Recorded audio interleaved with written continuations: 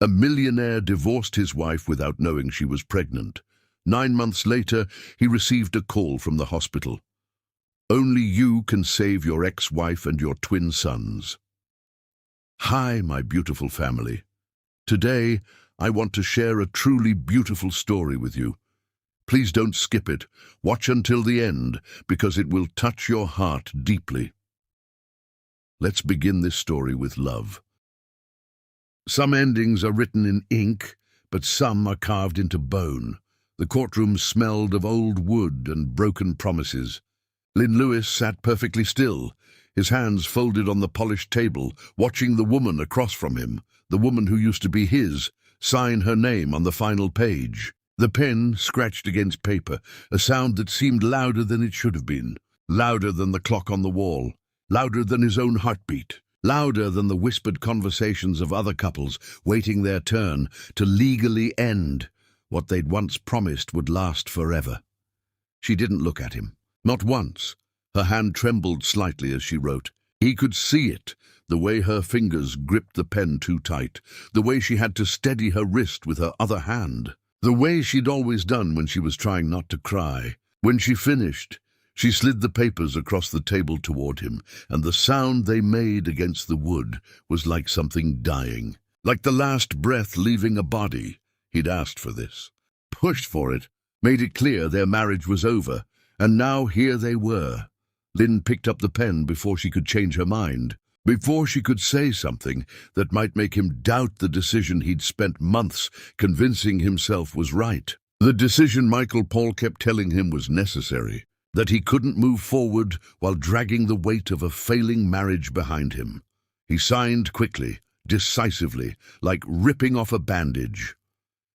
The ink bled into the paper, and just like that, it was over. All the years, all the promises, all the late-night conversations about the future they'd build together, the children they'd talked about having, the dreams they'd shared, reduced to 2 signatures on a legal document that would be filed away in some government office and forgotten. She stood immediately, before he could say anything, before he could offer some hollow reassurance that they'd both be better off, that this was the right thing. The chair scraped against the floor, and she grabbed her purse with shaking hands. "Wait," he heard himself say. She stopped, her hand on the door handle, her back to him. He could see her shoulders rise and fall with a deep breath, like she was gathering strength. "I hope you find what you're looking for," she said quietly. Not angry, not bitter, just sad, exhausted. Then she opened the door and walked out, her footsteps fading down the hallway. Lynn sat there staring at the empty doorway. The door swung slowly closed with a soft hiss, final, absolute. The lawyer, a thin man named Atkins with wire-rimmed glasses and a face that had seen too many endings, cleared his throat. "Mr. Lewis, the paperwork will be finalized within a few weeks. You'll receive—" "I know," Lynn said, cutting him off. He didn't want to hear the details, didn't want to think about what came next. He gathered the papers and walked out into the hallway. The courthouse was full of people, lawyers in expensive suits, families waiting for their turn, children running between benches. But Lynn felt completely disconnected from all of it. He took the stairs, needing to move, needing the physical act of going down to match the way he felt inside. Outside, rain had started to fall. Just a steady drizzle that made everything look grey and washed out. Lynn walked to his car and sat behind the wheel, holding the signed papers in his lap. He'd done it. He was free, so why did he feel like he'd just made the biggest mistake of his life? His phone buzzed. "Michael Paul, it's done." The voice was crisp, eager. "Yeah," Lynn said. "It's done. Good, that's good. Now you can finally focus on what matters." Lynn looked at the divorce papers, at his signature, at the proof that he'd given up on the only person who'd ever really known him. "Sure," he said. "Listen, we're celebrating tonight. The penthouse. Bring that focus with you. Leave the past where it belongs. Time to move forward." Michael Paul hung up. Lynn sat there holding the phone, staring at the rain sliding down the windshield. The right choice.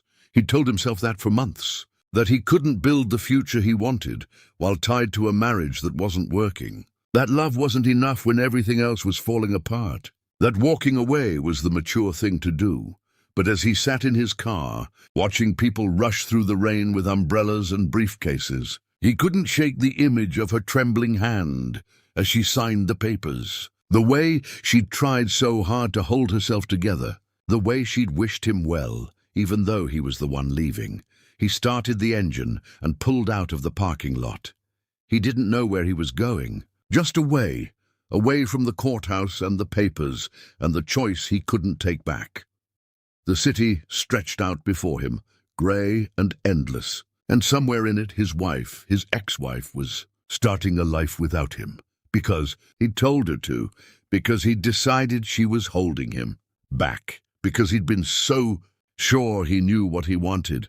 The rain kept falling, and Lynn kept driving, leaving everything behind, carrying the weight of it with him anyway. Chapter 2. Hollow Rooms. Loneliness doesn't announce itself. It moves in quietly, one empty hour at a time. The apartment was smaller than she'd expected. One room with a kitchenette tucked into the corner and a bathroom that barely fit a shower. The windows rattled when the wind picked up. A constant trembling that made the whole place feel unsteady. She set down the last box and looked around at her new life. It didn't look like much.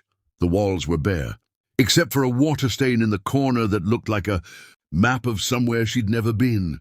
The carpet was worn thin in places. The previous tenant had left a dying plant on the windowsill, some spindly thing with brown leaves that she didn't have the heart to throw away. She sat on the floor, her back against the wall, and listened to the couple next door. They were laughing about something. She could hear them through the thin walls, their voices bright and easy, the way hers used to be, the way hers and Lynn's used to be, before he decided she wasn't enough, before he sat her down and told her he needed to focus on himself, on his future, on building something that mattered, before he made it clear she was the thing holding him back. She reached for the remote and turned on the television.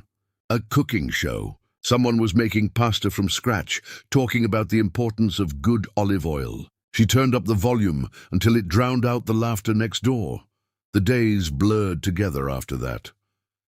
She unpacked slowly, reluctantly, as if putting her things on shelves might make this place permanent, as if it might mean she was really alone now. She hung 2 dresses in the closet, put her books on the windowsill, stacked her plates in the cabinet above the sink. Everything fit. That was the worst part. Her entire life fit in this tiny room because Lynn had taken everything else. The apartment they'd shared, the furniture, the life they'd built. He'd left her with the scraps. At night, she lay in bed and stared at the ceiling, listening to the sounds of the building. Footsteps above her, pipes groaning in the walls, a dog barking somewhere down the hall. She'd turn on the television again, letting strangers' voices fill the silence until she finally fell asleep. But sleep didn't bring peace. She'd wake in the middle of the night, disoriented, reaching for someone who wasn't there, someone who'd made it clear he didn't want to be there. Weeks passed and her body began to betray her in small ways. She'd wake up nauseous, her stomach churning for no reason. Food tasted different. Coffee made her gag. She was tired all the time, a bone-deep exhaustion that no amount of sleep could fix. She told herself it was stress, that her body was processing the divorce the way bodies do. That heartbreak had a physical weight. The nausea came in waves. She'd be fine one moment, then the next she'd be rushing to the bathroom, her stomach heaving even when there was nothing left to bring up. She started keeping crackers by the bed, started avoiding certain smells, started moving more carefully, as if sudden movements might trigger another episode. Her breasts ached constantly, a tenderness that made wearing a bra uncomfortable. She bought softer ones, looser shirts, blamed it on her cycle being irregular from stress. One morning, she stood in the shower until the water ran cold, her hands pressed against the tile, her head down, water streaming over her shoulders. She stayed there, shivering, until her skin turned pink and her fingers pruned. When she finally turned off the water, she caught sight of herself in the mirror. Her face looked thinner. Her eyes looked tired. And there was something else, a softness in her body that hadn't been there before. A tenderness, a subtle fullness she couldn't quite name. She pressed a hand to her chest and winced. Then lower, to her stomach. Nothing, just skin and muscle, and the hollow feeling of being empty. But the feeling persisted, a wrongness, an awareness of her body that felt foreign. She got dressed and went to work. She'd found a job answering phones at a law office. It was temporary, easy, the kind of work that didn't require her to think or feel or be anything other than a voice on the line. The office was small and cramped, filled with filing cabinets and the smell of burnt coffee. Her desk faced a wall. She liked it that way. "Good morning, Harmon and Associates. How may I direct your call?" The words became a mantra, a script she could hide behind. She'd say them over and over, transferring calls, taking messages, existing in the spaces between other people's problems. The office was quiet most days. Just her and two lawyers who spent most of their time behind closed doors. She'd sit at her desk, answering the phone when it rang, staring at the wall when it didn't. The wall was beige, unremarkable, safe. Sometimes she'd catch herself touching her stomach without realizing it. A hand resting there, protective, aware. She'd pull her hand away quickly as if caught doing something wrong. During her lunch break, she'd walk to the park and sit on a bench. She'd bring a sandwich and wouldn't eat it. She'd just sit there watching people move through their lives. Joggers with earbuds, mothers with strollers, couples holding hands. Everyone looked like they knew where they were going. She'd watch the mothers especially, the way they pushed strollers with practiced ease, the way they wiped noses and adjusted blankets and moved through the world with a purpose she couldn't comprehend. She'd watch and feel something twist inside her chest, longing, loss, something she couldn't name. One afternoon, she saw him, Lynn. He was across the street carrying grocery bags, walking beside someone, a tall man in an expensive coat who gestured broadly as he talked. They were laughing, actually laughing. Lynn's head was thrown back. His shoulders relaxed in a way she hadn't seen in years. He looked lighter, unburdened, like divorcing her had freed him from something heavy. Her breath caught. She stood up quickly, knocking her sandwich to the ground. She moved behind a parked car, crouching down, her heart hammering. She watched them through the car's windows. Watched Lynn nod at something the other man said. Watched him smile, the smile he used to give her, before he decided she wasn't worth it anymore. They turned the corner and disappeared. She stayed behind the car for several minutes, her hand pressed to her chest, trying to calm down, trying to remember how to breathe. That night, she stood in her bathroom, staring at her reflection. The nausea had gotten worse. The exhaustion was constant now, and there was something else, a feeling she couldn't name, a presence in her body that felt foreign and familiar all at once. She pressed both hands to her stomach, felt the slight swell that she'd been ignoring, the subtle roundness that didn't match her weight loss everywhere else. "It's just stress," she whispered to the mirror. "Just grief." But even as she said it, she knew it was a lie. Her body knew the truth before her mind did, had been trying to tell her for weeks. The signs were all there. She'd just been too afraid to see them. She climbed into bed and turned on the television. A late-night talk show. Someone was telling jokes she didn't find funny.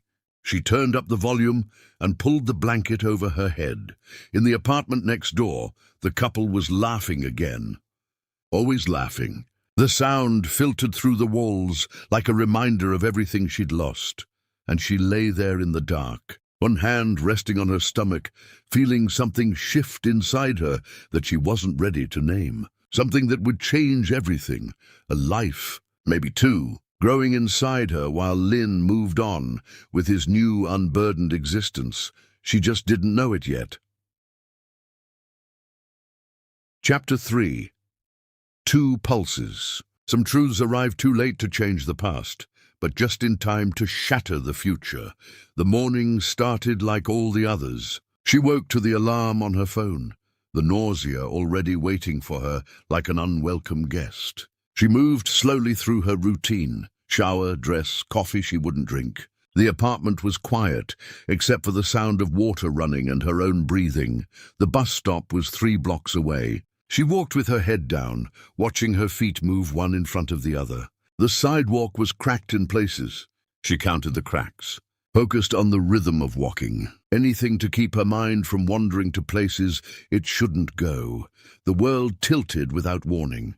One moment she was standing, waiting for the bus with a handful of other commuters. The next, the sidewalk was rushing up to meet her.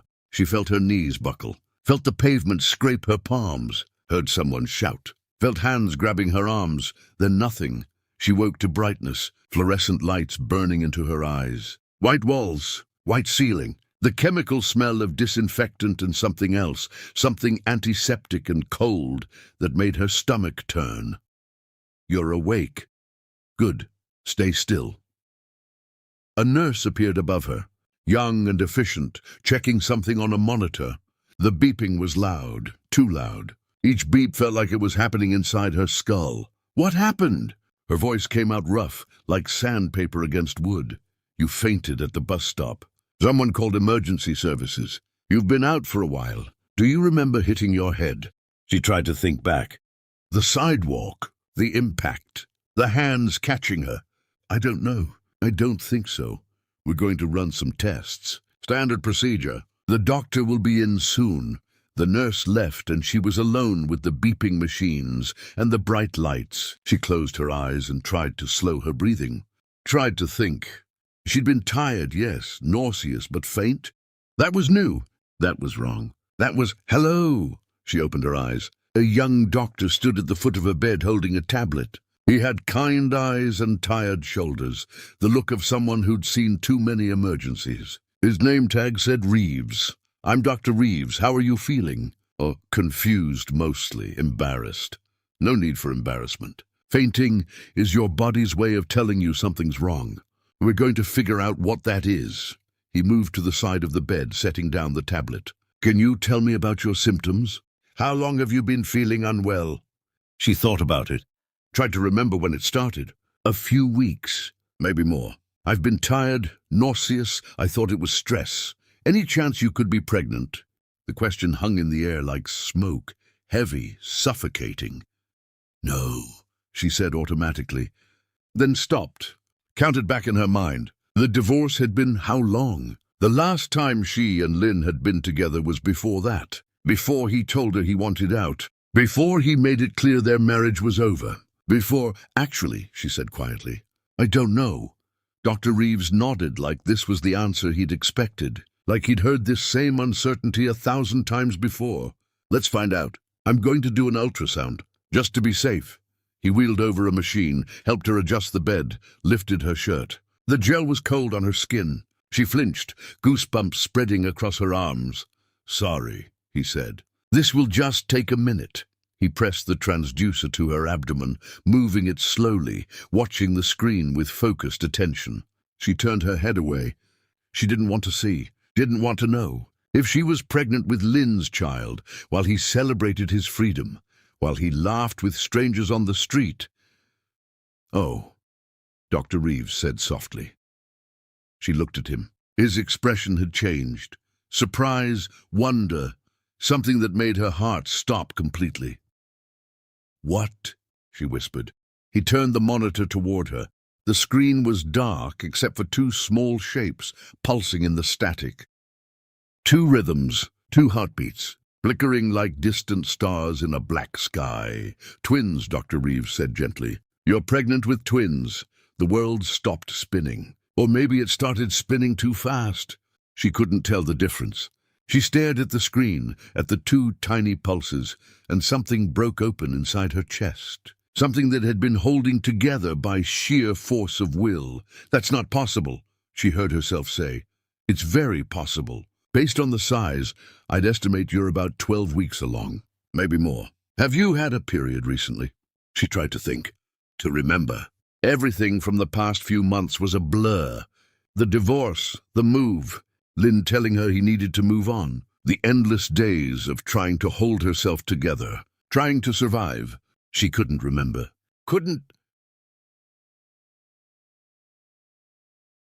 I need you to breathe, Dr. Reeves said, his hand on her shoulder. Gentle, grounding.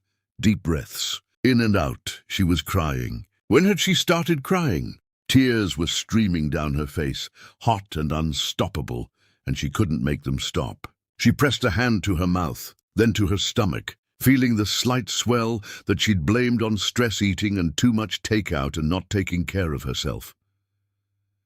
Twins, she whispered. Yes, and from what I can see, they're healthy, strong heartbeats, good positioning. But you're severely dehydrated, and your iron levels are low. That's why you fainted. You need to take better care of yourself. These babies need you. These babies, Lynn's babies, growing inside her while he moved on, while he started fresh, while she carried them alone, not knowing, not understanding why her body was changing. Does anyone know? Dr. Reeves asked carefully, his voice soft. The father? She shook her head.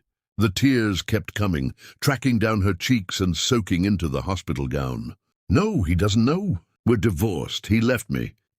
Her voice broke. He's gone. Dr. Reeves pulled over a chair and sat down beside her bed. He didn't say anything for a moment. Just let her cry. Let her process. Let her feel whatever she needed to feel. When she finally looked at him, his expression was kind, understanding. What you do next is your choice, he said. But these babies are real. They're here, and they're going to need you to be strong. Stronger than you've ever been. She looked back at the screen. The two pulses still flickering. Two lives that hadn't asked to be created. Two children who would come into a world where their father had walked away before they even existed. Can I have a minute? She asked, her voice barely audible. Of course. Take all the time you need. The nurse will come back to check on you soon. He left, taking the ultrasound machine with him. But the image stayed burned into her mind. Two heartbeats, two tiny futures depending on her. Two reasons why everything had just become impossibly complicated.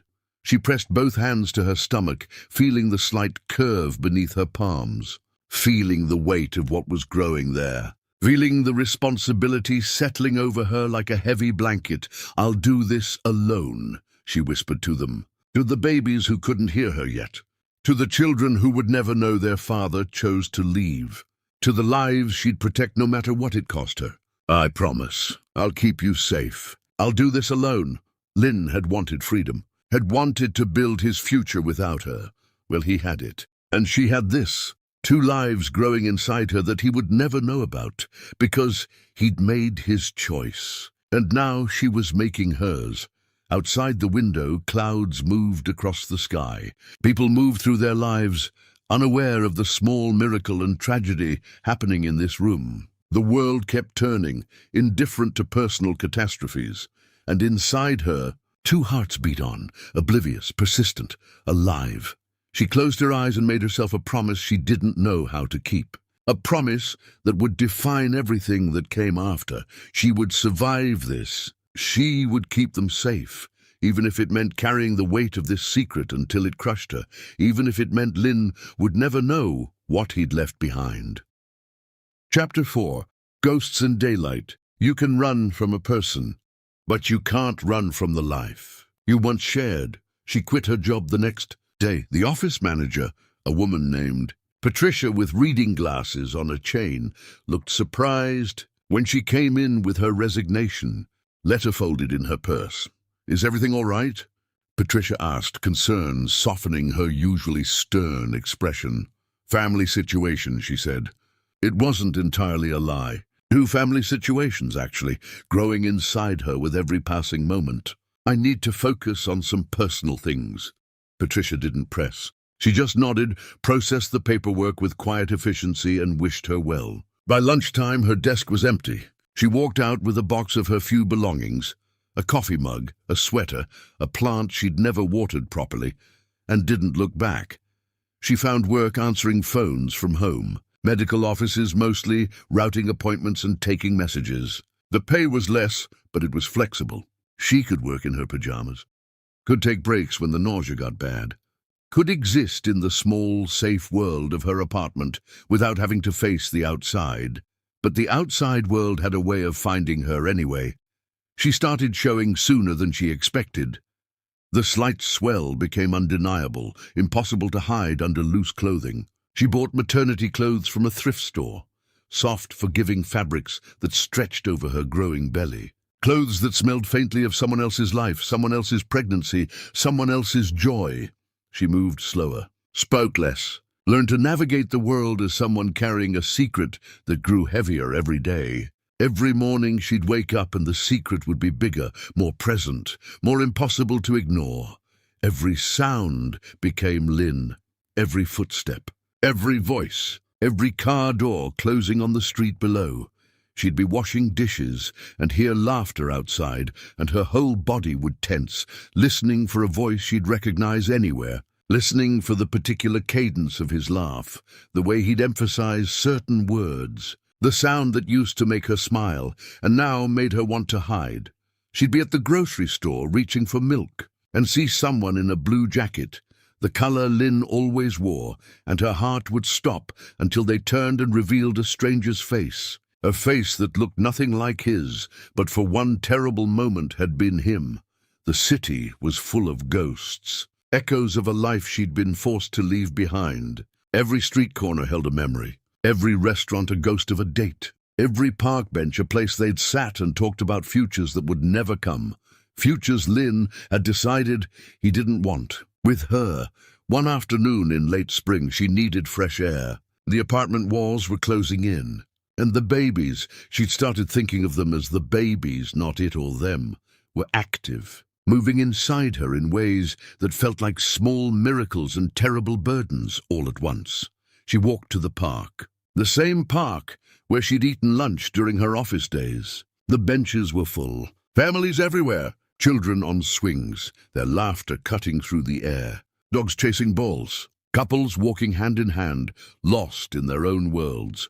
She found a spot under a tree and sat down, her hand resting on her stomach. The bark was rough against her back. The shade was cool. The world felt almost peaceful.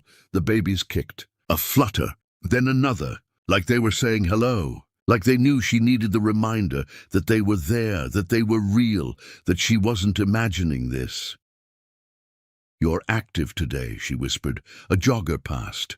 Then another. The sun was warm on her face. She closed her eyes, letting herself pretend, just for a moment, that everything was okay, that she was just another pregnant woman enjoying a spring day, that Lynn hadn't abandoned her before knowing about them. When she opened her eyes, she saw them, across the street, outside a cafe with outdoor seating and bright umbrellas. Lynn and the same man from before, the tall one in the expensive coat. They were walking side by side, carrying grocery bags, laughing about something, her breath caught in her chest like a trapped bird. Lynn looked good, healthy. His hair was shorter than she remembered. He was dressed well, in clothes she didn't recognize, moving like someone who'd found his footing again. Someone who'd shed dead weight and felt lighter for it. Someone who'd moved past her and found something better on the other side. She stood up quickly, instinctively, her heart hammering against her ribs. She needed to hide, needed to disappear, needed to become invisible. She moved behind a parked car, crouching down despite her belly, despite the awkwardness, despite everything. Through the car's windows, she watched them. Watched Lynn say something that made the other man throw his head back in laughter. Watched him adjust the grocery bags in his arms. Watched him move through the world like someone who'd left the past behind and didn't regret it for a second. Like someone who was free. They stopped at the crosswalk. Her heart was beating so hard she thought she might faint again. If they crossed. If they came to the park. If he saw her like this, pregnant and hiding behind a car. But they turned the other way, walked down the street, disappeared around the corner, taking Lynn's laughter with them. She stayed behind the car for several minutes, her hand pressed to her chest, trying to calm down, trying to remember how to breathe normally. The babies kicked again, harder this time, sensing her distress. She pressed her other hand to her stomach. "It's okay," she whispered. "We're okay." But they weren't okay. Nothing was okay. She'd just seen the man who'd abandoned her looking happier than he'd been in years. While she hid behind a car carrying his children, he didn't know existed. Children he'd never wanted in the first place. Children that would have been just another thing holding him back. She walked home slowly, her legs shaking with adrenaline and exhaustion. She took the long way, avoiding the main streets, keeping her head down. By the time she reached her apartment, her feet were aching and her back was burning, with that particular pain that came with carrying extra weight. She climbed the stairs. The elevator had been broken for weeks and locked herself inside. That night, she stood in front of her bathroom mirror, staring at her reflection. Her belly was undeniable now, round and firm. The babies were real, growing, taking up more space every day, making their presence known in ways that couldn't be ignored. She lifted her shirt, running her hand over the stretched skin. She could see movement sometimes, a foot pressing against her from the inside, an elbow, some small part of them making their presence known, reminding her that she wasn't alone, even though she felt more alone than ever. "Your father doesn't know about you," she said to her reflection, to them. "And he's never going to. He left us. He chose to leave. And we're going to be fine without him. Just us. Just the three of us." Her voice cracked on the last word. The lie tasted bitter in her mouth. Because they weren't fine. Because she was terrified. Because every day she woke up wondering how she was going to do this alone. How she was going to raise 2 children without help, without support, without the man who should have been here but chose not to be. She lowered her shirt and turned away from the mirror, climbed into bed, turned on the television, a nature documentary, something about whales and migration and the long journeys they took across oceans. She turned up the volume and closed her eyes. But sleep didn't come easily. She lay there, one hand on her belly, feeling the babies move, feeling the weight of everything Lynn didn't know, everything he'd walked away from before it even existed.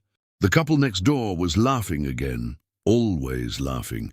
She wondered what it felt like to be that carefree, to live a life unburdened by secrets and regret and the knowledge that someone you loved had decided you weren't worth fighting for.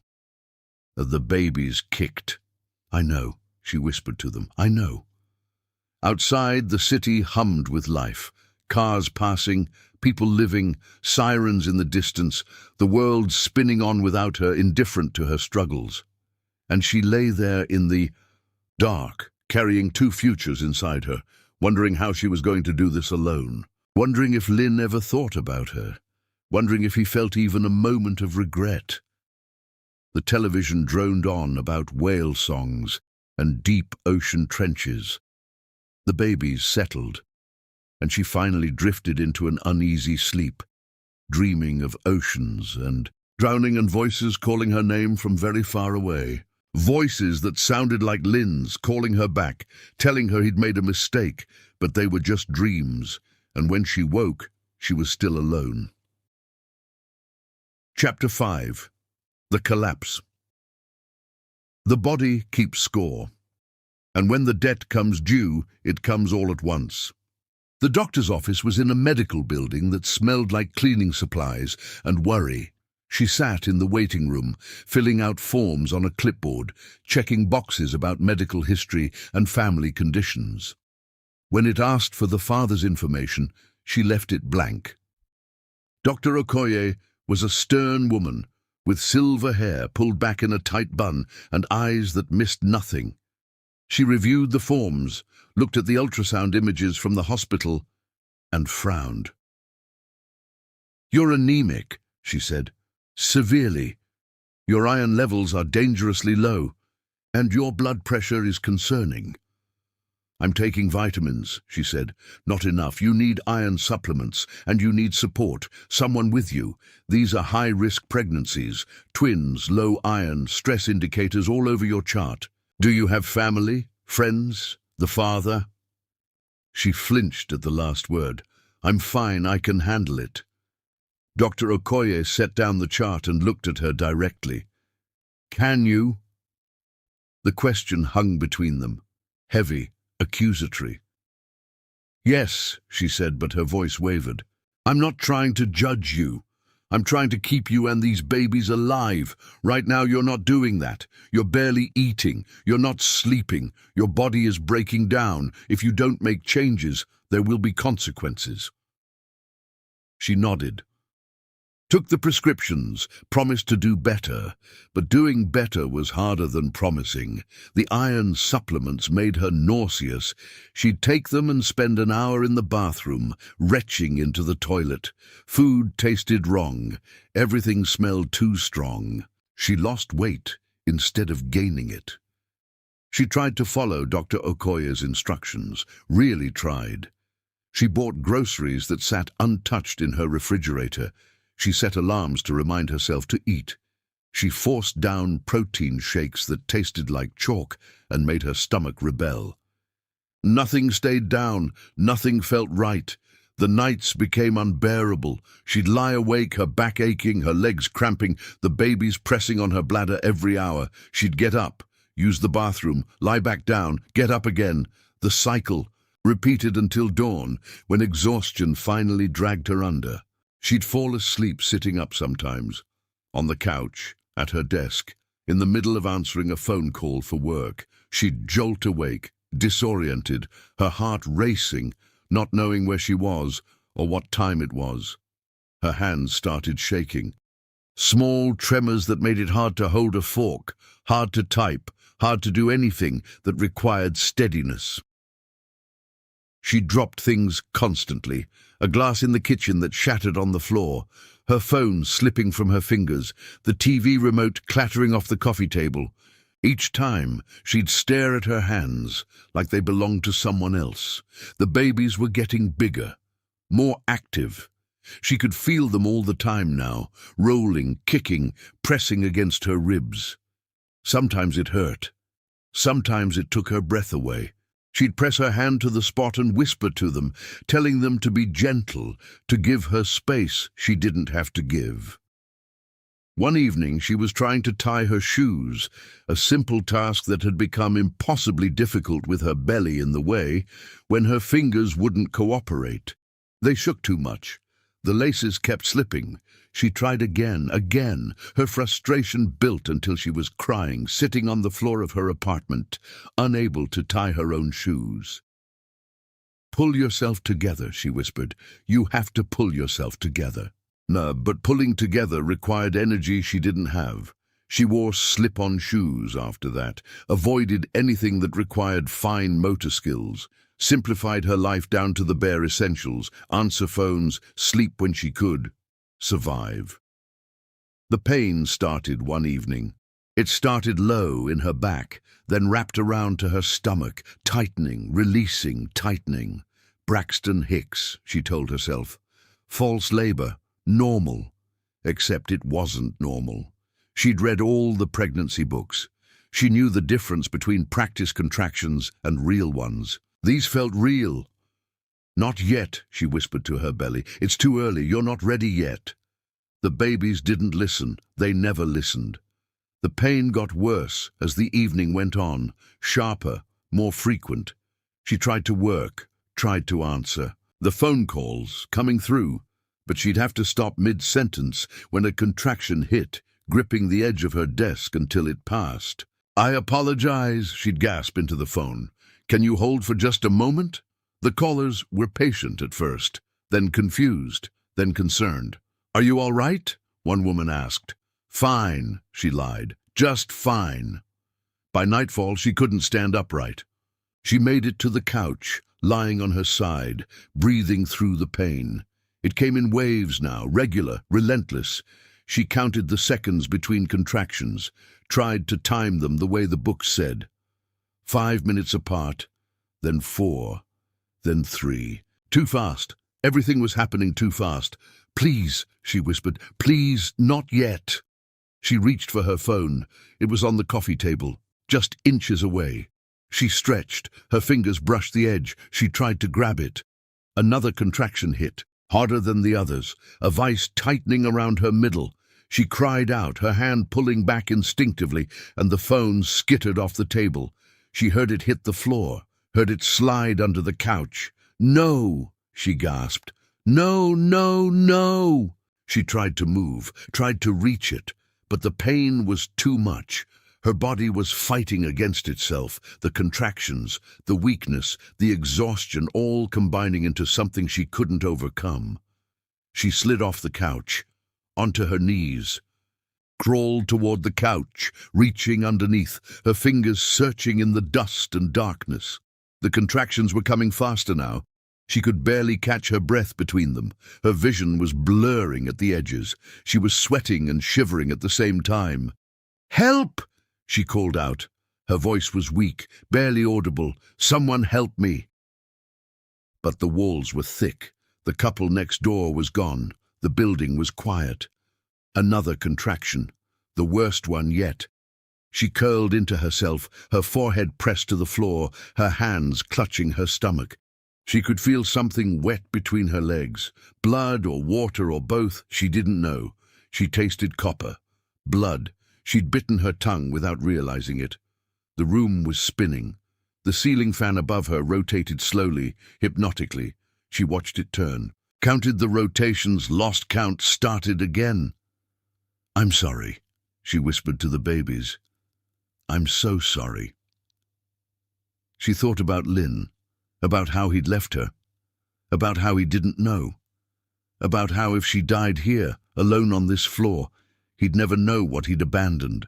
He'd never know he had sons, would never know they existed, would go on with his life, thinking he'd made the right choice.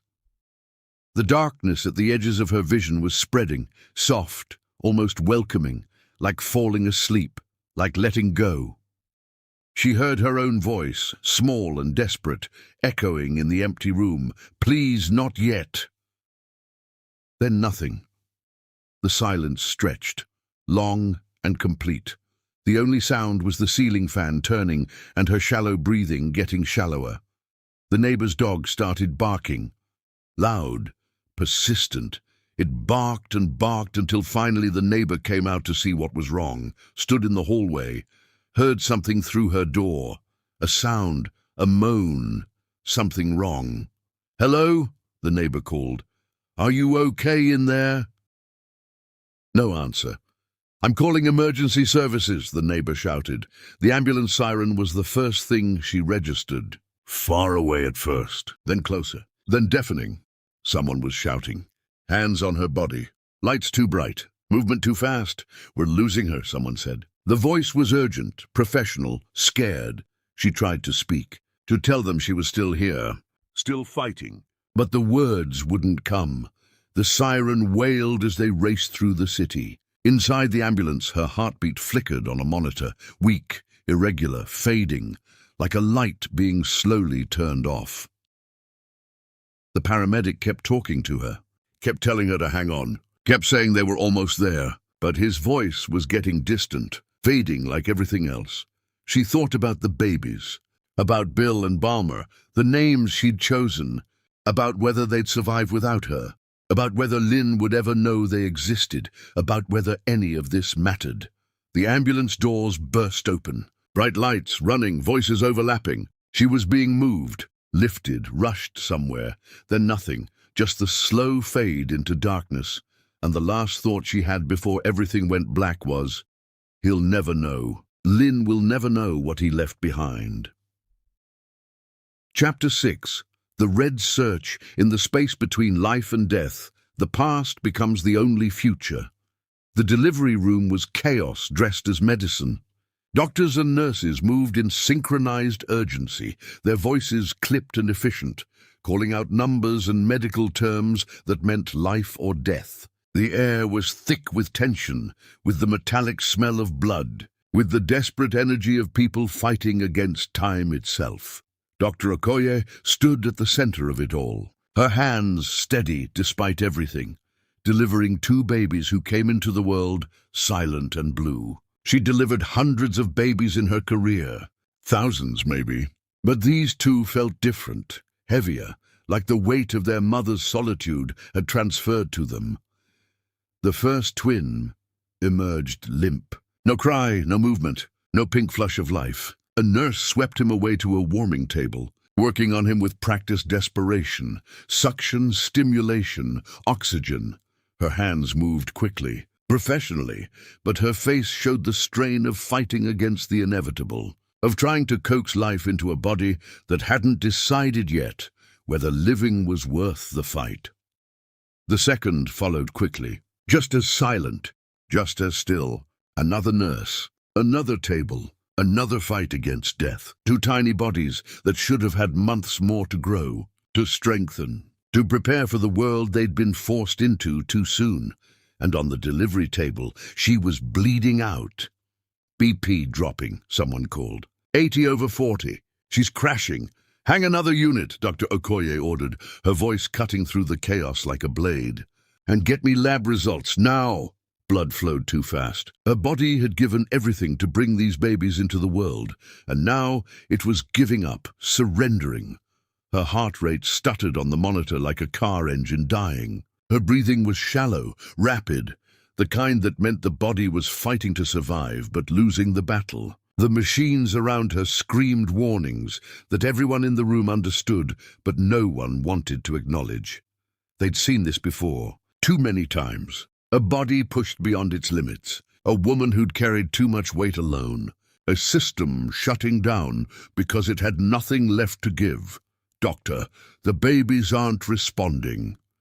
Dr. Okoye looked up. Across the room, two tiny bodies lay under warming lights that made their translucent skin look even more fragile. Two nurses working frantically, their movements becoming more urgent, more desperate with each passing second. Two children suspended between this world and the next, caught in that terrible space where medicine could only do so much, and the rest was up to forces beyond anyone's control. Keep working, Dr. Okoye said, her voice firm, commanding. Don't stop. Don't you dare stop. She'd lost patience before. It was part of the job, part of being a doctor in a world where not everyone could be saved. But she wasn't going to lose this one. Not this mother. Not these babies. Not tonight. She turned back to her patient. The woman who'd come in alone, who'd carried twins with no support, who'd collapsed and nearly died before anyone found her. The woman whose intake forms were blank, except for basic information. No family, no friends, no one waiting for her in some lobby wondering if she'd survive. The woman whose body was now failing in every measurable way.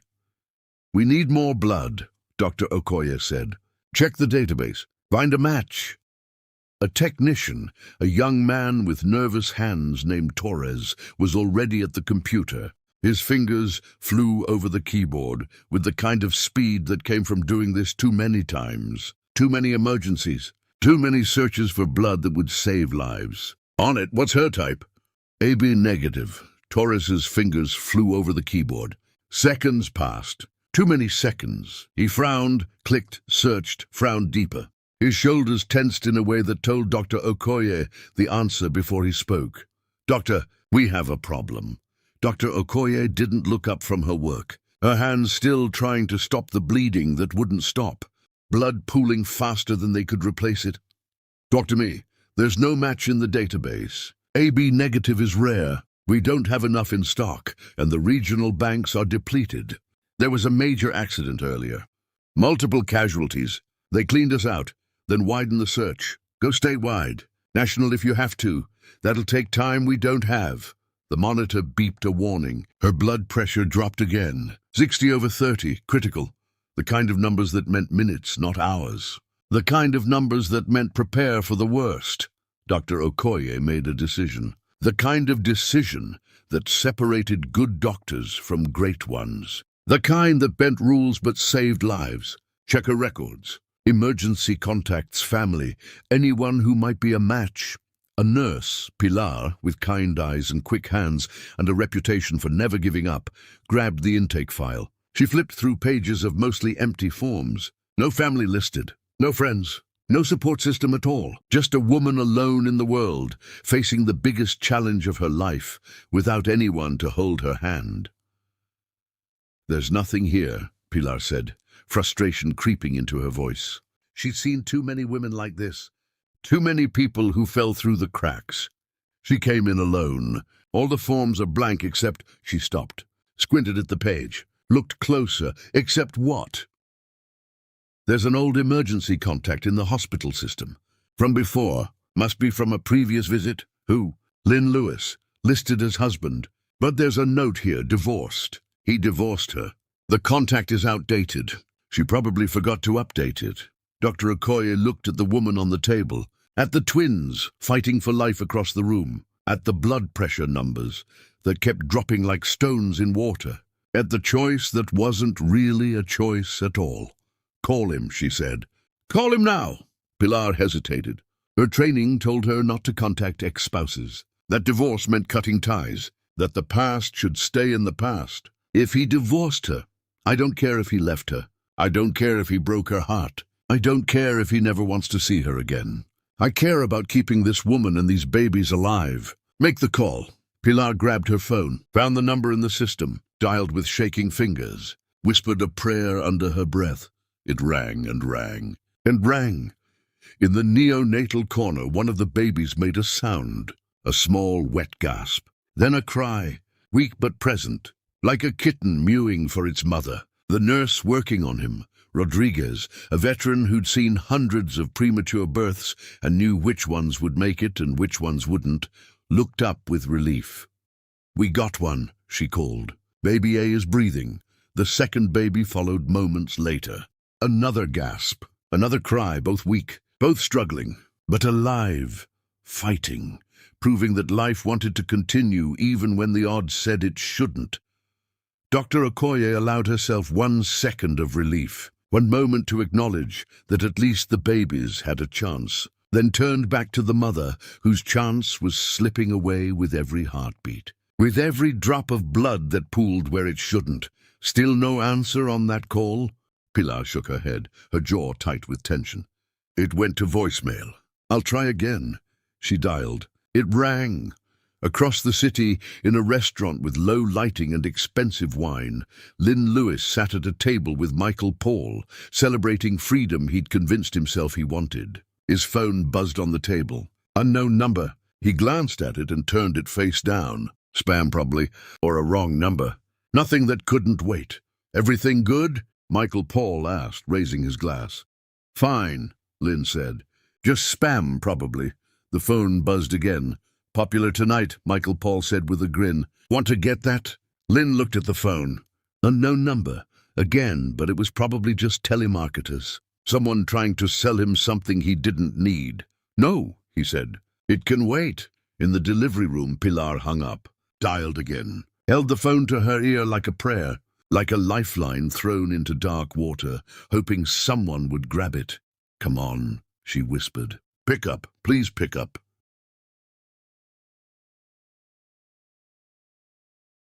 The restaurant was loud. Conversation and laughter and the clinking of glasses. The sound of people enjoying life while somewhere across the city, someone was dying. Lynn tried to focus on what Michael Paul was saying, something about celebrations and future plans and the world they were building, but his attention kept drifting to his phone. It buzzed a third time. You should get that, Michael Paul said, his grin fading to concern. 3 calls in a row. Might be important. Lynn picked up the phone. Same unknown number. 3 calls in a row. That wasn't spam. That was something else. Something urgent. Something that made his stomach clench with instinctive dread. Excuse me, he said, standing. I should take this. He walked toward the restaurant entrance, weaving between tables full of people who didn't know that across the city, 2 lives hung in the balance. 3 lives, pressing the phone to his ear. Hello? The voice on the other end was calm but urgent, professional but desperate. The voice of someone who'd learned to deliver terrible news without breaking. Is this Lynn Lewis? Yes, who is this? This is Pilar from City General Hospital. I'm calling about your wife.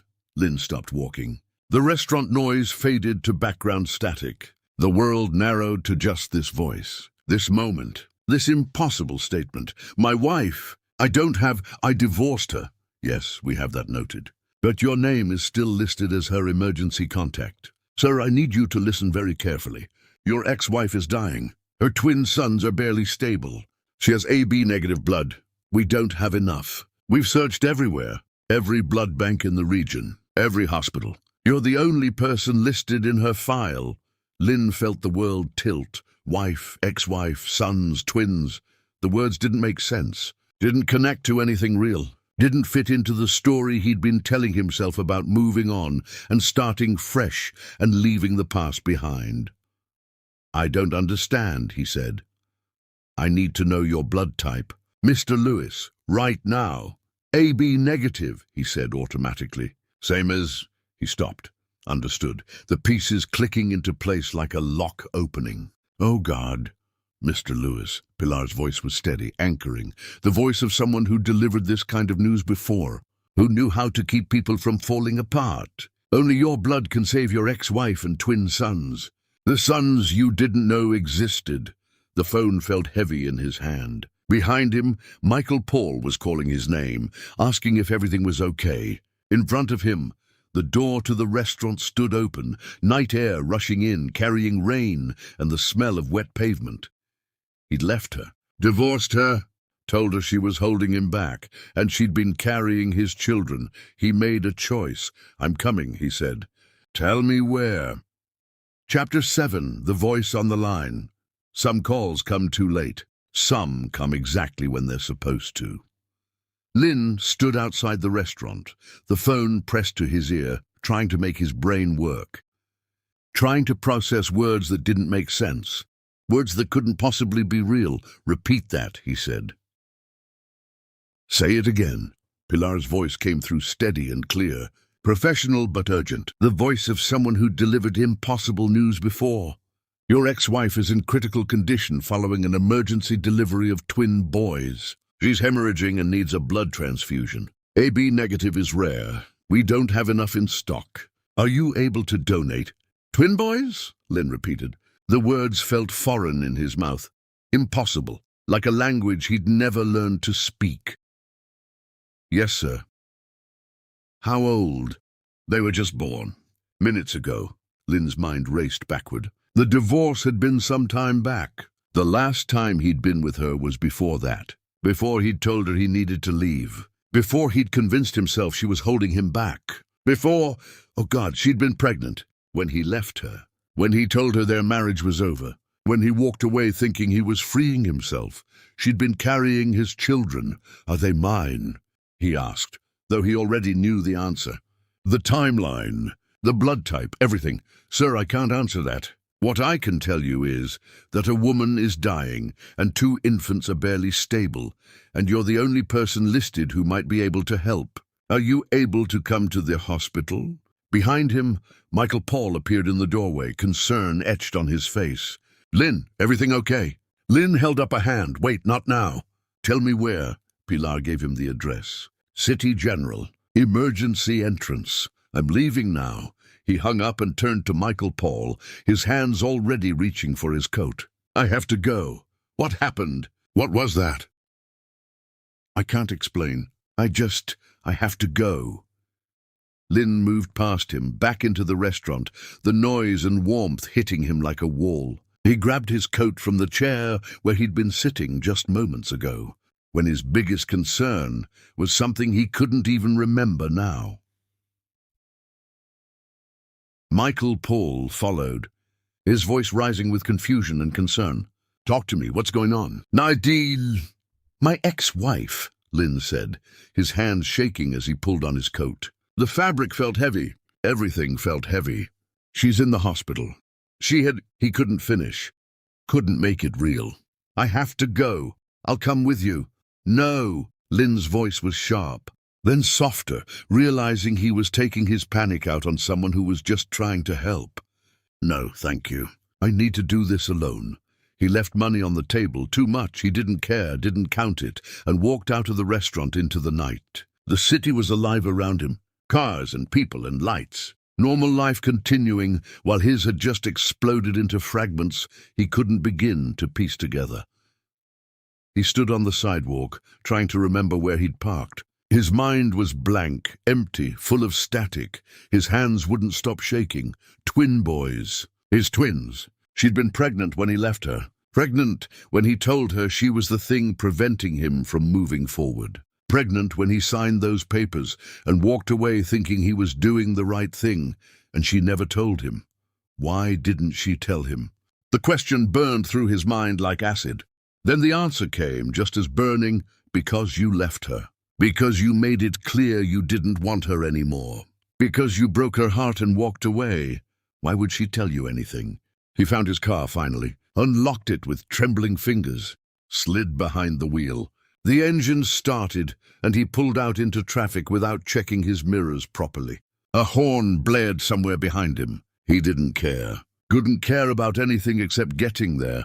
The hospital was across town. He'd make it as fast as he could. The speedometer climbed, 40, 50, 60. The streets blurred past, lights streaking like falling stars. He ran a red light, then another. A taxi swerved, the driver shouting something Lynn couldn't hear through his closed windows. He kept driving.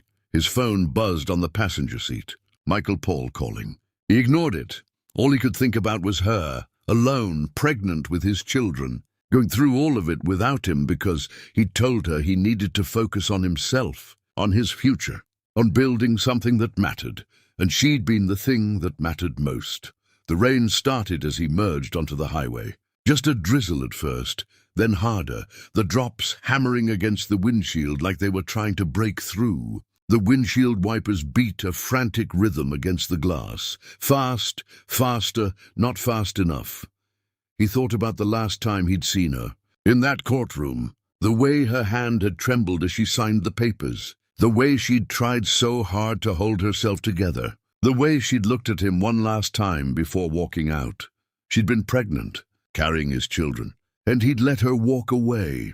His hands gripped the steering wheel so hard, his knuckles turned white. His jaw ached from clenching. What have I done? The guilt was crushing, physical. Like a weight on his chest, making it hard to breathe. Like someone was sitting on his lungs and refusing to move. The traffic was thick, despite the late hour. Red taillights stretched ahead of him in an endless line of obstacles. Lynn slammed his palm against the steering wheel in frustration. Looked for an opening. Found one. Cut across 2 lanes without signaling. More horns. More anger. He ignored them all. His mind kept playing scenarios. Her finding out she was pregnant after he'd left. Her deciding not to tell him. Her carrying them alone. Going to appointments alone. Feeling them move alone. Nearly dying alone.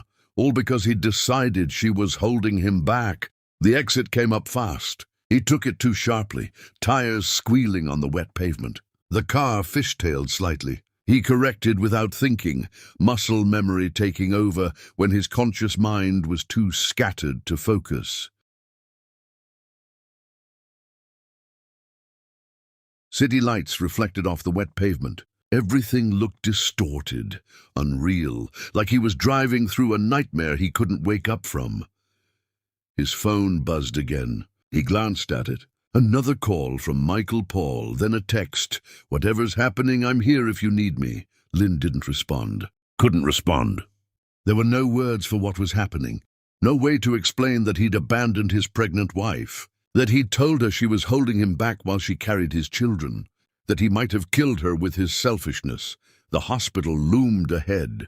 A massive building with too many windows and emergency lights flashing at the entrance like a beacon, like a warning, like a promise. He pulled into the emergency bay at an angle, parking crooked across 2 spaces. Didn't care. Wasn't thinking about parking or spaces or rules. He was out of the car before the engine fully stopped. Running through the rain, his shoes splashing in puddles. The automatic doors opened too slowly.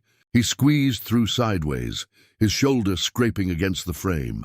Inside, the emergency room was controlled chaos. People waiting on plastic chairs, nurses moving with purpose, machines beeping, a child crying somewhere. Someone arguing with the receptionist about wait times and insurance and things that seemed impossibly trivial right now. Lynn went straight to the desk, his chest heaving from the run. I'm Lynn Lewis. I got a call. My wife, ex-wife, she's here. She needs blood. The nurse looked up from her computer, her expression shifting from routine to alert. Studied him for a moment, taking in his rain-soaked clothes and wild eyes, then nodded. You're the donor? Yes, AB negative. Where do I go? Follow me. She came around the desk and led him through double doors into a hallway that smelled like antiseptic and fear and desperate hope. They moved quickly, past rooms with drawn curtains hiding private tragedies, past doctors conferring in quiet voices about people Lynn would never meet, past all of it. Lynn's heart was pounding. His shirt was soaked with rain and sweat. His hands were still shaking. He shoved them in his pockets to hide it. He started. Is she going to be okay? The nurse didn't answer immediately. Just kept walking, her shoes squeaking on the polished floor. Finally, the doctors are doing everything they can. It wasn't an answer. It was a deflection, a non-answer that medical professionals gave when the real answer was too terrible to say out loud, which meant things were bad, really bad, which meant he might have killed her by leaving. They stopped outside a room. Through the window he could see movement. Medical staff in scrubs, machines with blinking lights, a table with someone lying on it, surrounded by tubes and wires and the desperate machinery of modern medicine. Her. His breath caught in his chest. "Wait here," the nurse said. "Someone will come get you." She disappeared through the door. Lynn stood alone in the hallway, staring through the window at a scene he couldn't fully comprehend. He could barely see her. Just a glimpse. Her face pale against white sheets. Her body still, so still, surrounded by people trying to save her life while he stood outside like a stranger, because he was a stranger. He'd made himself one when he left. The door opened.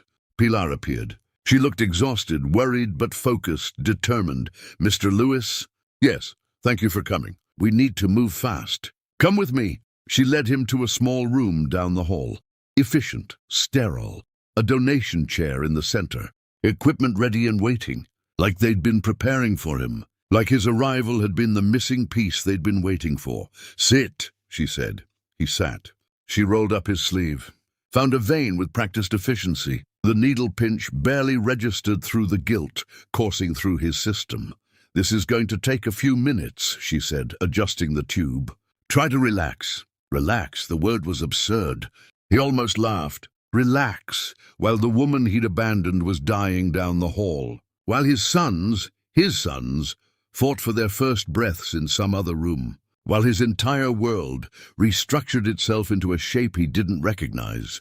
He watched his blood flow through the tube. Red and alive, unstoppable, a piece of him traveling toward her. Toward them. Connecting him to people he'd thought he could leave behind. "The babies," he said. "Are they—" "They're breathing," Pilar said, her voice gentle. Weak but breathing.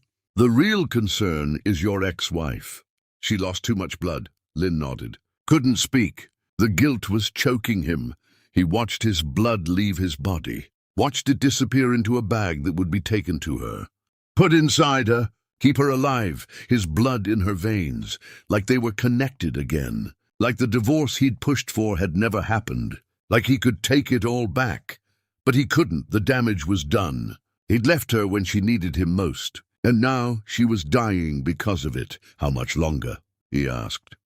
"Another minute." The longest minute of his life. He closed his eyes and tried to pray to a God he wasn't sure he believed in. Tried to make bargains with the universe. Tried to promise he'd be better, do better, be the man he should have been all along. If only she survived. If only the babies survived. If only he got another chance he absolutely didn't deserve. The machine beeped. Collection complete. Pilar removed the needle carefully, pressed gauze to his arm, taped it down with gentle precision. "Keep pressure on this. Don't move too fast. You might feel dizzy. Can I see her?" "Not yet. Let us get this transfusion started. Then we'll see where we are." "And the babies?" "They're in the neonatal unit, down the hall. But Mr. Lewis—" She paused, choosing her words carefully. "Maybe take it slow. This is a lot to process. You just found out you're a father to twins, and their mother is fighting for her life. That's heavy."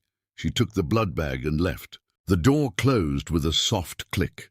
Lynn sat in the donation chair, his arm burning where the needle had been, his head spinning from blood loss and shock and the sheer impossibility of everything that was happening. Twin boys, his sons, children he didn't know existed until tonight, and her, the woman he'd loved, the woman he'd left, the woman who was dying in a room down the hall because she'd given everything to bring his children into the world.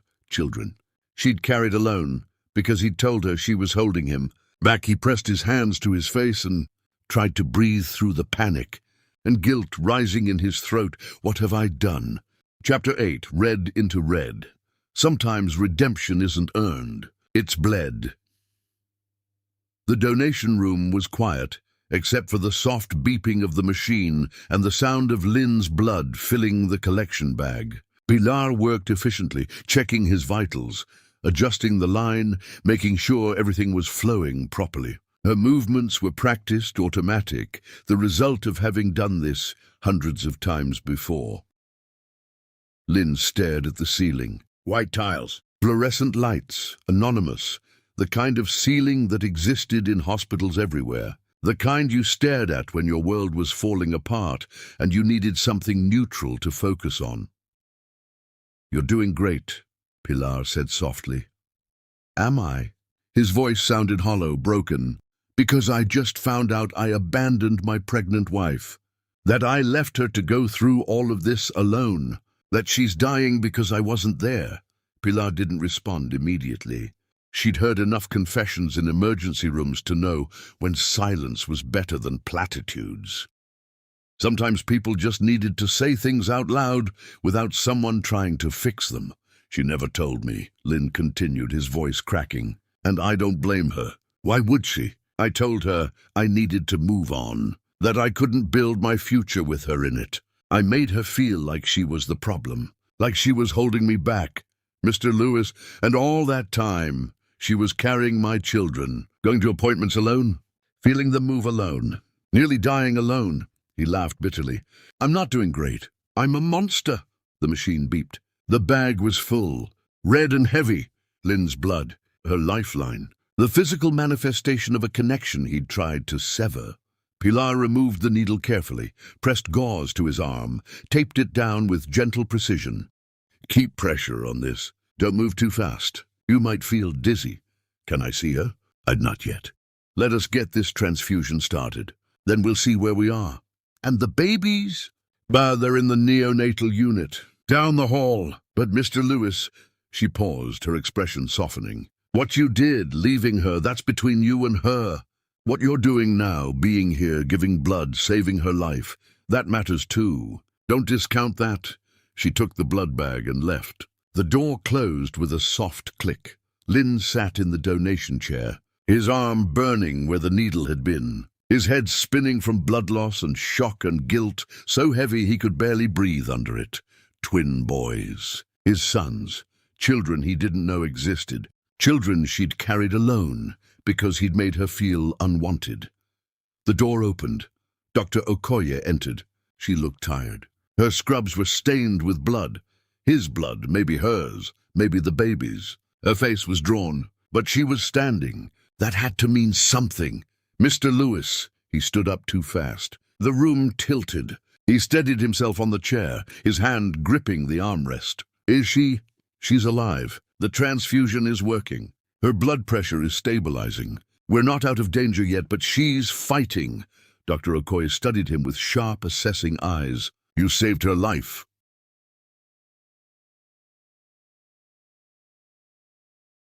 Lynn's legs felt weak. He sat back down, heavily, like someone had cut his strings.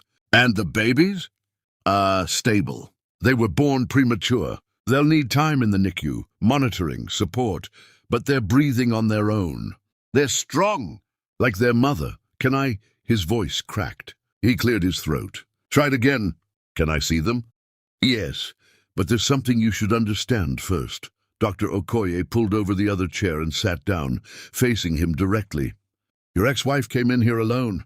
No family, no support. No one listed in her file except you. And that was old information from before the divorce. She's been doing this entirely on her own. Carrying twins, working, surviving, all of it alone. I didn't know, Lynn said quietly. I didn't know she was pregnant. I'm sure you didn't, but you're the one who left.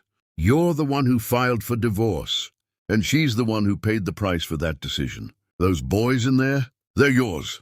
Biologically, the DNA is clear from the blood typing. What you do with that information is your choice. But they're here. They're real, and they need someone. Dr. Okoye stood. Think about that before you see them. Because once you walk through that door, once you see their faces, you can't unknow it. You can't walk away again, not without knowing exactly what you're abandoning this time. She left. Lynn sat alone in the donation room, the weight of her words pressing down on him like physical force. They're yours. He stood slowly, walked to the door, out into the hallway. A nurse, not Pilar, someone younger with kind eyes, saw him and pointed. NICU is that way. The door on the right. Lynn followed the directions. His feet felt disconnected from his body, like he was floating, like none of this was real, and any moment he'd wake up in his apartment and realize it was all a dream. But the fluorescent lights were too bright to be a dream, the antiseptic smell too sharp, the fear in his chest too real. The NICU was behind glass walls. Inside, rows of incubators held tiny humans in various stages of survival, babies smaller than he'd thought possible, babies fighting for every breath. He found the nurse's station. He didn't know how to say it. I'm here for the Lewis babies. The nurse smiled, genuinely smiled. The twins. Come with me. This way. She led him to 2 incubators side by side. Inside each one, impossibly small, lay a baby. Tubes and wires connected them to machines. Monitors beeped steady rhythms. But beneath all the medical equipment, beneath all the machinery keeping them alive, Lynn could see them, his sons. They were tiny, fragile. Their skin was thin and red, almost translucent. Their eyes were closed. Their fingers were so small, but they were perfect. Absolutely perfect. This one is baby A, the nurse said, pointing to the left incubator. And this is baby B. They haven't been named yet. Do you know if Mom had names picked out? Lynn shook his head. He couldn't speak. Couldn't breathe. Can I touch them? Through the ports, yes. Like this, she showed him how. He reached through the opening in the incubator. His hand looked enormous next to baby A, overwhelming. He touched the tiny hand with one finger, barely a whisper of contact. The baby's fingers uncurled, wrapped around his finger, held on with surprising strength. Lynn's throat closed. Tears he didn't know he'd been holding back spilled over, hot and unstoppable. Hey, he whispered. Hey there. He couldn't say it, couldn't claim it yet. I'm your father, and I'm so sorry. I'm so sorry I wasn't there. I'm so sorry your mother had to do this alone. The baby held his finger, small, trusting, alive because of blood Lynn had just given, connected in ways that went deeper than he could understand. Lynn moved to the second incubator. Baby B, he reached through the port, touched the tiny hand. This one grabbed his finger too, held on with that same surprising strength for something so fragile, so new to the world. You're fighters, Lynn said softly, tears streaming down his face. Both of you, just like your mother. The mother I abandoned. The mother who almost died bringing you into the world because I wasn't there to help her. He stood there, both hands holding onto his sons, and let himself feel the full weight of what he'd done, what he'd lost, what he'd almost destroyed. I don't know if she'll forgive me, he whispered to them. I don't know if she'll even want to see me. But I promise you, I promise both of you, I'm not leaving again. I'm here now, and I'm going to spend the rest of my life trying to make up for abandoning you. Mr. Lewis, Pilar appeared beside him. Your ex-wife is awake. Lynn looked at the babies one more time, memorized their faces, their tiny hands, the way they looked peaceful despite all the tubes and wires, then carefully extracted his fingers from their grips. Take me to her. They walked through the hallways in silence. Lynn's heart was beating too fast. What would he say? How could he possibly explain? How could he apologize for something this enormous? Pilar stopped outside a door. She's weak. Be gentle. And Mr. Lewis? She doesn't know you're here. She doesn't know you gave blood. She thinks she survived on her own. Whatever you say to her, make it count." She opened the door. The room was dim. Machines beeped quietly. And in the bed, pale but breathing, was the woman he'd left. She was asleep. Her face was turned toward the window. Rain streaked down the glass outside. The same rain he'd driven through to get here. The city continuing on, indifferent to miracles. Lynn moved closer, slowly, like approaching something sacred, something that might disappear if he moved too quickly. He could see the IV in her arm, the monitors tracking her vitals, the evidence of how close she'd come to leaving this world, to taking their sons with her. He wanted to speak, to say her name, to say something, but his voice wouldn't work. The words stuck in his throat like stones, so he just stood there, watching her breathe, watching the rise and fall of her chest, watching her live, his blood in her veins, keeping her here, keeping her with their sons, connecting them in ways divorce papers couldn't sever. A nurse brought in a chair. Lynn sat. He didn't plan to stay long, just until she woke up, just until he could see her eyes open and know she was really okay. But exhaustion hit him like a wave. The blood donation, the drive through the rain, the shock of everything, the crushing weight of guilt, all of it crashed over him at once. His head dropped. His eyes closed, and he slept without meaning to, his hand resting on the edge of her bed, reaching for something he'd thrown away, something he thought he didn't want, something that turned out to be everything. Chapter 9. The Vigil. Some silences hold more than words ever could. Lynn woke to the sound of machines beeping and someone moving in the hallway. His neck ached from the angle he'd slept at. The chair was uncomfortable, designed for short visits, not overnight vigils. His arm throbbed where the needle had been, a dull, persistent pain that reminded him why he was here. He looked at the bed. She was still asleep, still breathing, still here. Grey morning light filtered through the window, soft and diffused. Rain had stopped. The world outside looked washed clean, like it had been given a second chance, like maybe he'd been given one too, though he didn't deserve it. His phone buzzed in his pocket. He pulled it out carefully, not wanting to wake her. 6 missed calls from Michael Paul. A dozen text messages asking where he was, if everything was okay, whether things were still on track. He didn't read them. Just turned the phone to silent and put it away.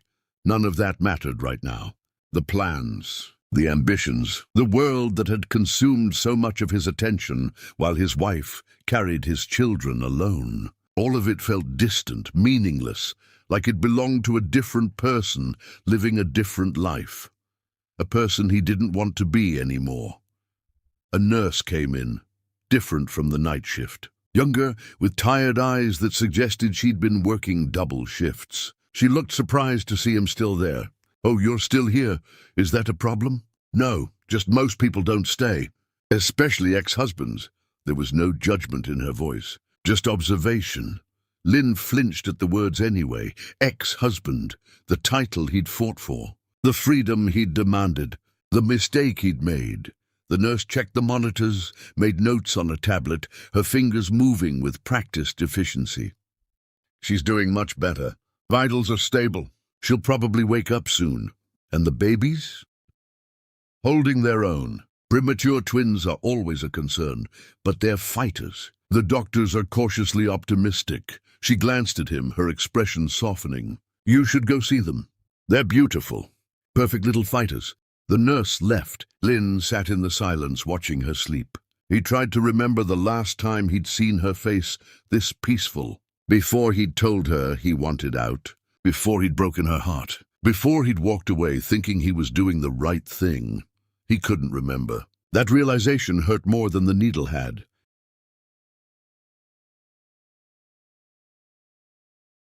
He studied her face in the dim light, the way her eyelashes cast shadows on her cheeks, the way her mouth was slightly open as she breathed, the way she looked vulnerable and strong at the same time, the way she'd always looked when she slept, back when they shared a bed and he'd wake up first just to watch her, back when he'd had everything and didn't know it. She'd carried their children alone, had faced doctor appointments and fears, and the slow transformation of her body without anyone to share it with. Had made decisions about their futures without his input, because he'd made it clear he didn't want to be part of her future. The thought made his chest ache, made him want to wake her up and apologize for everything, for every moment she'd been alone, for every tear she'd cried, for every time she'd wondered if she could do this by herself. But he knew why she hadn't told him. Because he'd left her, because he'd made it clear their marriage was over, because telling him would have meant admitting she still needed him when he'd made it clear he didn't need her. His phone buzzed again. Michael Paul wasn't giving up. Lynn stood, walked into the hallway to answer, keeping his voice low so he wouldn't disturb other patients. "Where the hell are you?" Michael Paul's voice was sharp with worry and frustration. "You disappeared last night." "I've been calling for hours. The investors are asking questions. I'm at the hospital. Is everything okay?" Lynn almost laughed. Nothing was okay. Everything had been shattered and reassembled into a shape he didn't recognize. "My ex-wife had twins. Last night. Emergency delivery. They're mine." Silence on the other end. The kind of silence that meant Michael Paul was processing information that didn't fit into his worldview. "Then what?" "She was pregnant when I divorced her. When I left her. She never told me. She almost died last night. They all almost died. I gave blood.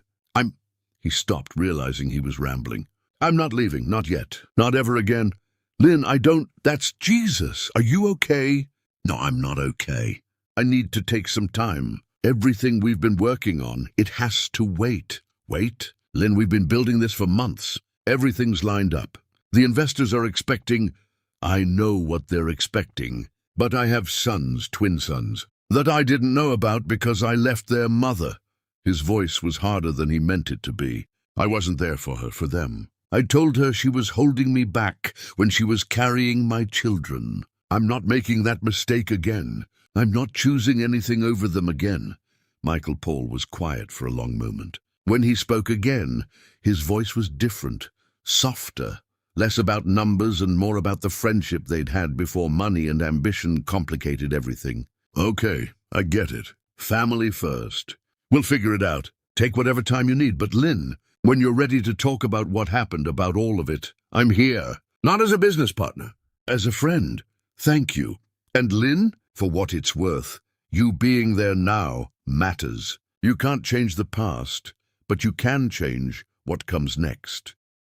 Lynn hung up and stood in the hallway, looking back through the window at the room where she slept, where the mother of his children was recovering from nearly dying, from giving everything to bring 2 lives into the world while he celebrated his freedom somewhere across the city.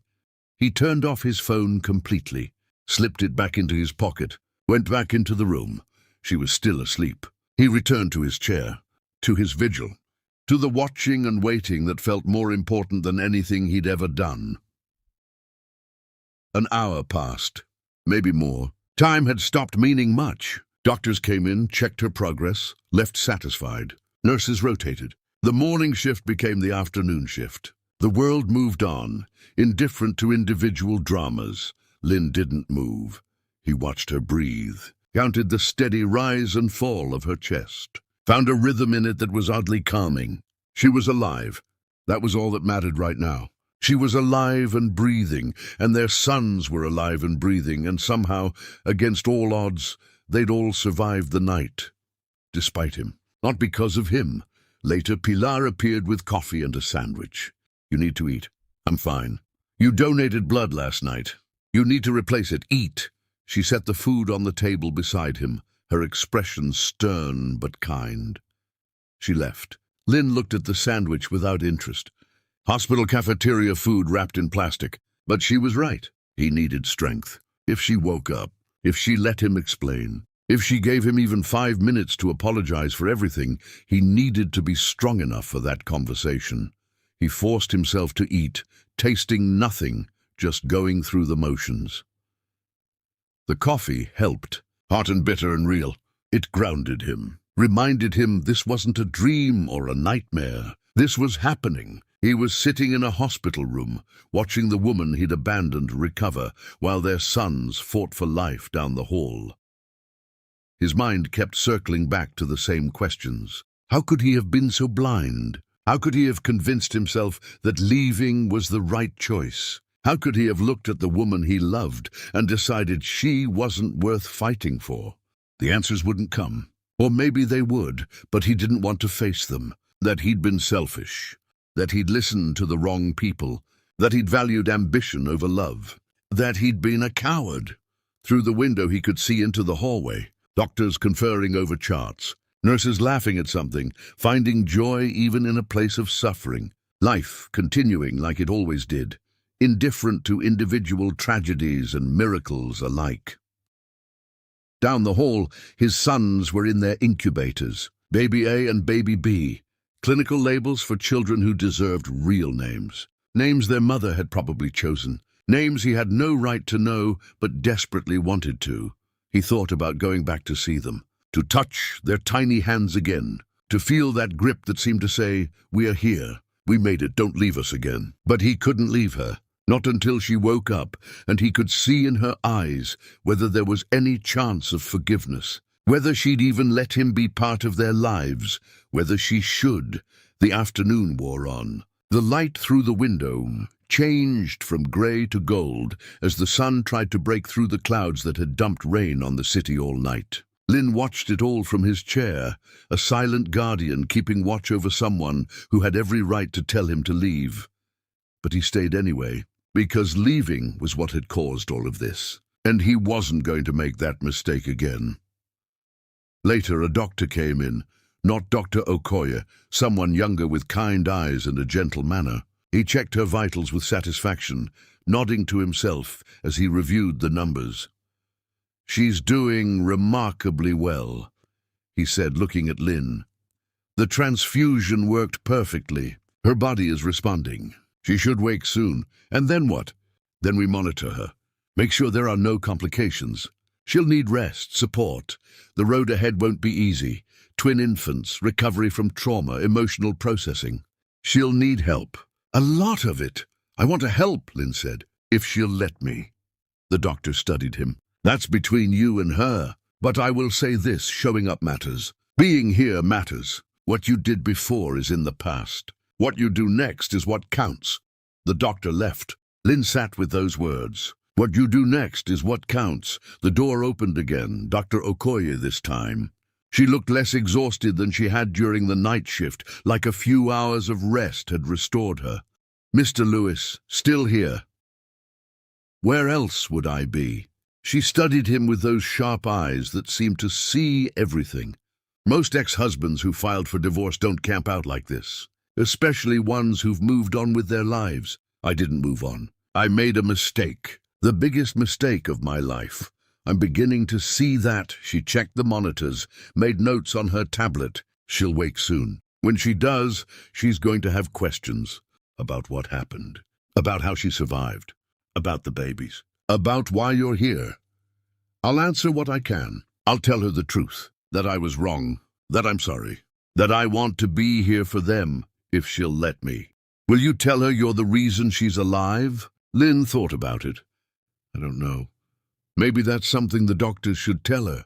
I don't want her to feel obligated to forgive me just because I gave blood. I want her to forgive me if she does, because I've earned it. Not because she feels like she owes me. Dr. Okoye nodded approvingly. You might be smarter than you look, Mr. Lewis. Just be gentle. She's been through trauma, physical and emotional. She carried your children alone because you left. That's going to take time to heal, if it heals at all. I know. I understand. She left. Lynn sat back in his chair, feeling the weight of what was coming. The conversation they'd have to have. The questions that needed answers. The apology that would never be enough. The afternoon faded toward evening. Golden light slanted through the windows, making everything look softer, more hopeful. Like maybe endings could become beginnings if you were brave enough to try. The hospital settled into its evening rhythm, quieter, slower, the frantic energy of day shift giving way to the watchful calm of night. Lynn's eyelids grew heavy again. He fought it. Wanted to be awake when she woke. Wanted to be there to see her eyes open. To be the first thing she saw. Or maybe the last thing she wanted to see. He didn't know.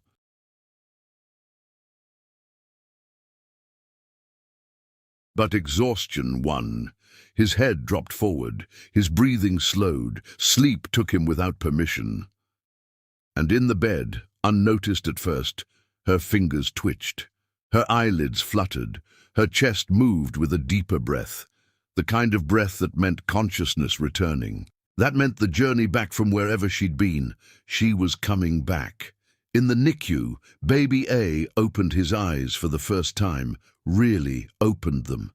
Then baby B, two tiny boys seeing the world in full focus. Two lives beginning while their parents slept in separate silences, connected by blood and choice, and something neither could name yet, but both could feel. The nurse on duty noticed, made notes, smiled to herself at the coincidence of timing. Mother and sons waking at the same moment. "Welcome to the world, little ones," she whispered, adjusting their blankets. "Your father is here. He's trying. That has to count for something." Outside, the sun dipped below the horizon. The sky turned purple and orange and deep blue.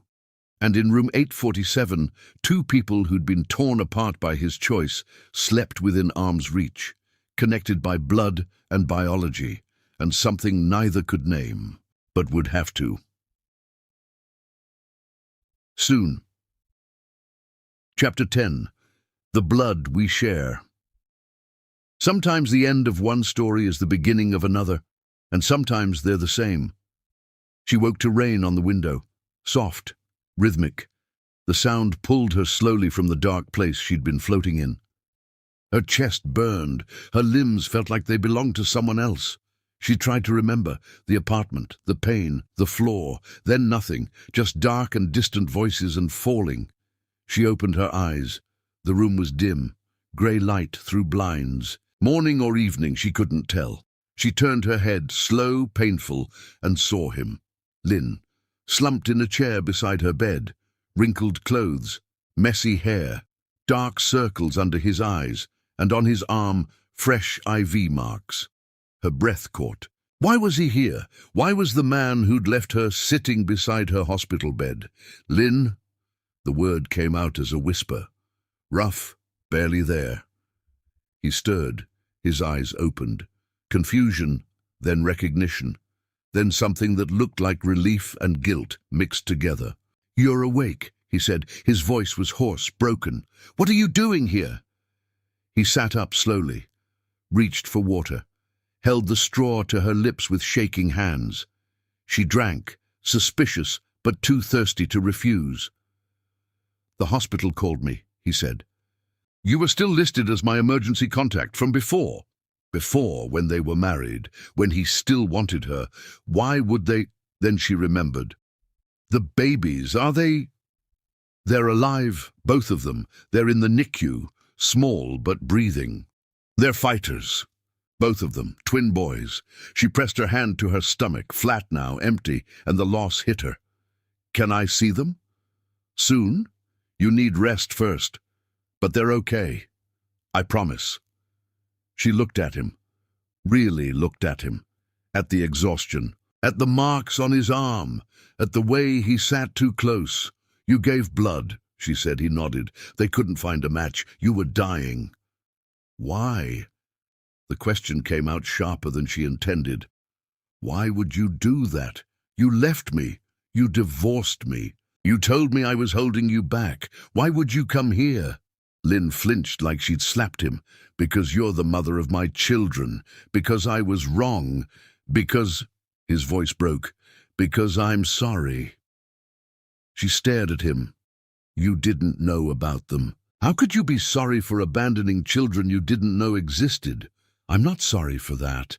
I mean, I am, but—" He ran his hand through his hair, frustrated. "I'm sorry for leaving you, for making you feel like you weren't enough, for being so focused on myself that I convinced myself our marriage was the problem. You weren't the problem, I was." "You're sorry," she repeated. The words felt hollow. You left me. You broke my heart. You made me feel like I was worthless. And now you're sorry. Yes, I know sorry doesn't fix anything. I know I don't deserve your forgiveness. But I need you to know I was wrong. About everything, walking away from you was the biggest mistake of my life. Tears slipped down her face, hot and angry and sad all at once.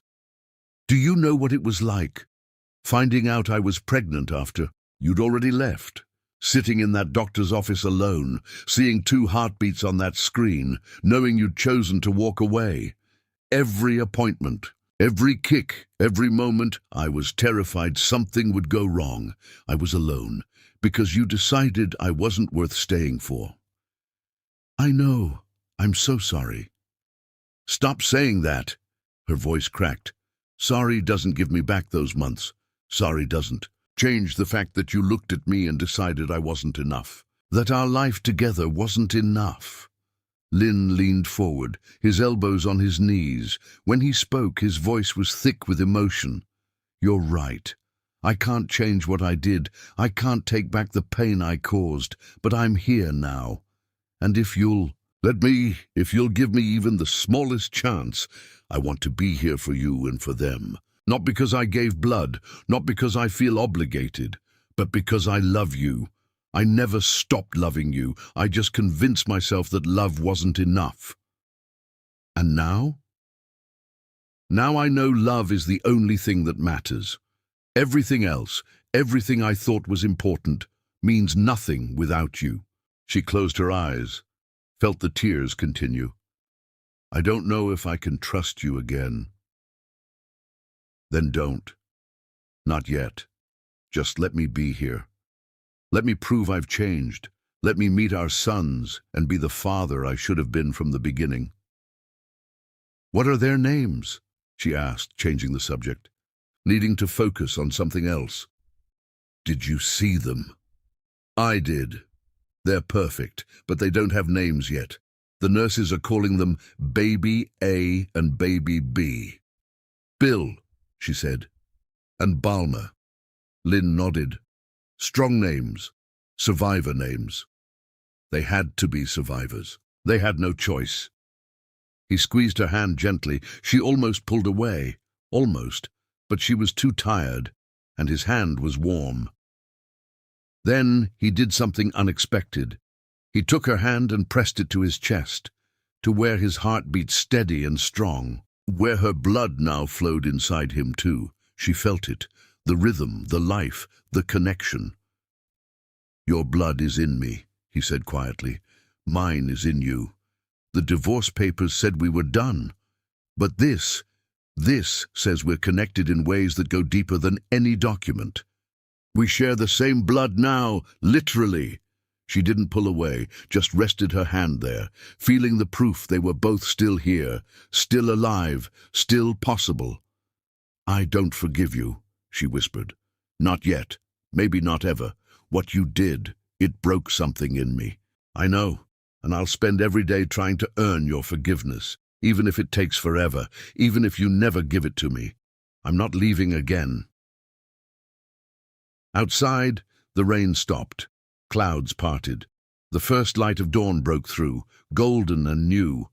Down the hall, Bill and Balmer opened their eyes, 2 tiny boys who carried the blood of a love that had refused to die, who would grow up knowing their father had made a terrible mistake but had fought his way back. Lynn looked at the woman. In the bed, the mother of his children, the keeper of his heart, the person he'd almost lost forever. And she looked back with eyes that held years of pain and something else, something that looked like the smallest glimmer of hope. No words. Not yet. Words would come later. Apologies, explanations, decisions about what came next. But right.